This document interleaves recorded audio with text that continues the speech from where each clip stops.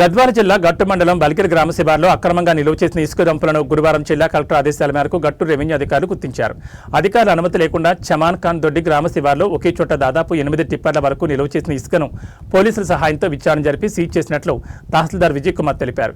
ఎవరైనా అనుమతులు లేకుండా ఇసుకను తవ్వినా తరలించినా చట్టరీత్యా చర్యలు తీసుకుంటామని ఆయన హెచ్చరించారు. ఈ కార్యక్రమంలో గట్టు ఎస్ఐ శేఖర్ గౌడ్, ఆర్ఐ తదితరులు పాల్గొన్నారు.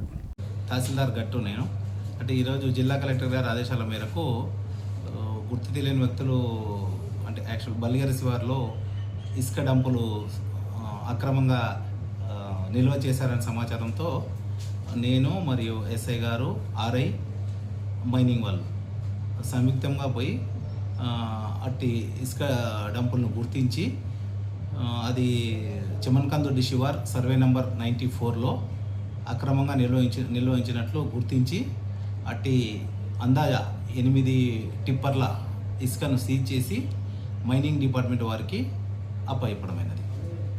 ఒక కానిస్టేబుల్, ఒక విఆర్ఏ, ఒక కానిస్టేబుల్, తర్వాత మైనింగ్ డిపార్ట్మెంట్ నుంచి ఒక స్టాఫ్ వచ్చిండ్రు. వాళ్ళకి హ్యాండ్ ఓవర్ చేసి వచ్చాము.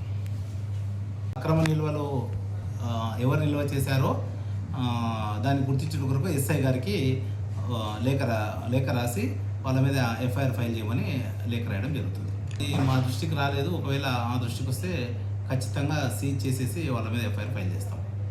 ఒకవేళ ఈ మండలంలో ఎవరికైనా ఇసుక కానీ అవసరం ఉంటే త్రూ ఆన్లైన్ ద్వారా TGMDSC ద్వారా బుక్ చేసుకొని ఆన్లైన్ ద్వారా బుక్ చేసుకుంటారని కోరాను.